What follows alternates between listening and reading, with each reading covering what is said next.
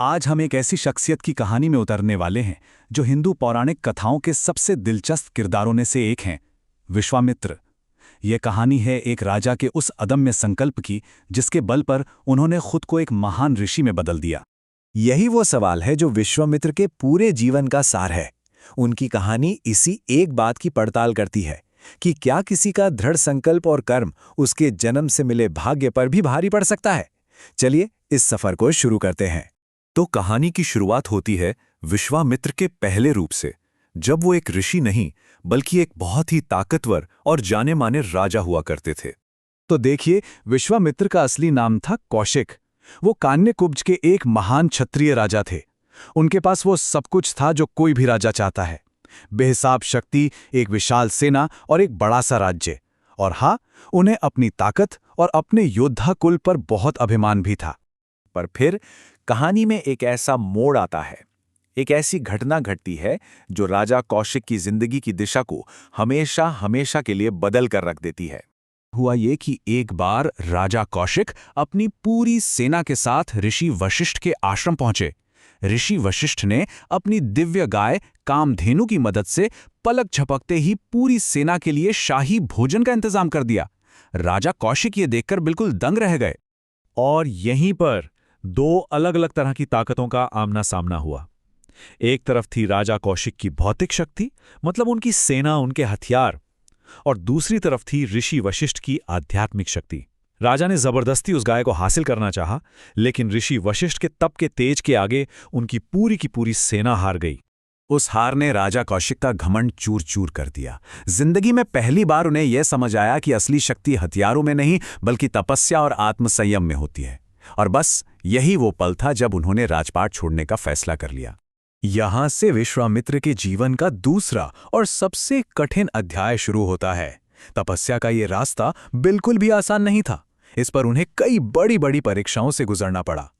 जरा सोच कर देखिए, एक राजा जिसने अपना महल, अपना सिंहासन, अपना हर सुख सब कुछ छोड़ दिया।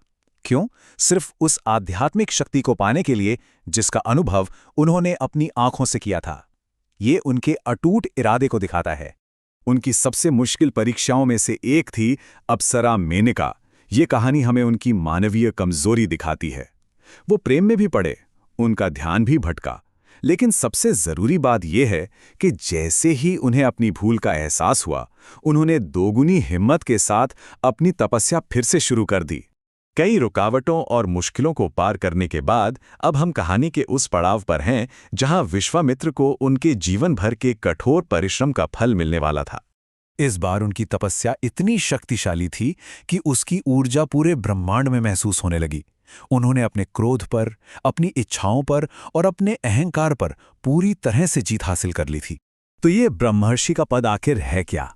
देखिए, ये सिर्फ एक टाइटल नहीं है। ये आध्यात्मिक ज्ञान का वो सबसे ऊंचा स्तर है जिसे सिर्फ वही पा सकता है जिसने खुद को और ब्रह्मांड के सारे रहस्यों को जीत लिया हो। और ये जीत कितनी बड़ी थी, इसका अंदाजा इसी बात से लगाया जा सकता है कि जिस व्यक्ति से प्रेरणा लेकर उन्होंने ये रास्ता चुना था, उन्हीं ऋषि वशिष्ठ ने आखिर में उन्हें सबसे महान ऋषि यानी ब्रह्मर्षि के रूप में स्वीकार किया। लेकिन विश्वामित्र की कहानी यहीं खत्म नहीं होती। उन्होंने जो शक्ति हासिल की उसे सिर्फ अपने तक नहीं रखा, उन्होंने इसका इस्तेमाल दुनिया की भलाई के लिए किया और इतिहास को एक नई दिशा दी। रामायण में उनकी भूमिका बहुत ही अहम है। वो सिर्फ एक गुरु नहीं थे, बल्कि वो एक मार्गदर्शक थे जिन्होंने प्रभु राम को उनके जीवन के सबसे बड़े लक्ष्य के लिए तैयार किया।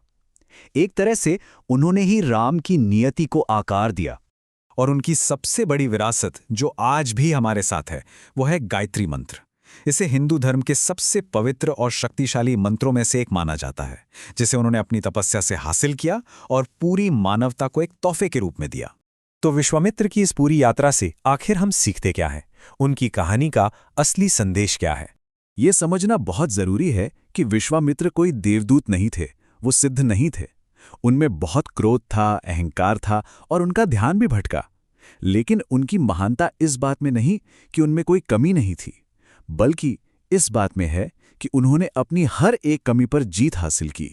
तो सार यही है, एक क्षत्रिय कुल में जन्म लेने के बावजूद उन्होंने अपने कर्मों से ब्रह्मर्षि का पद हासिल किया। उन्होंने साबित कर दिया कि इंसान अपनी मेहनत और इच्छा शक्ति से अपनी किस्मत खुद लिख सकता है। विश्वामित्र की कहानी हमें इसी एक गहरे सवाल के साथ छोड़ जाती है। असली शक्ति क्या है?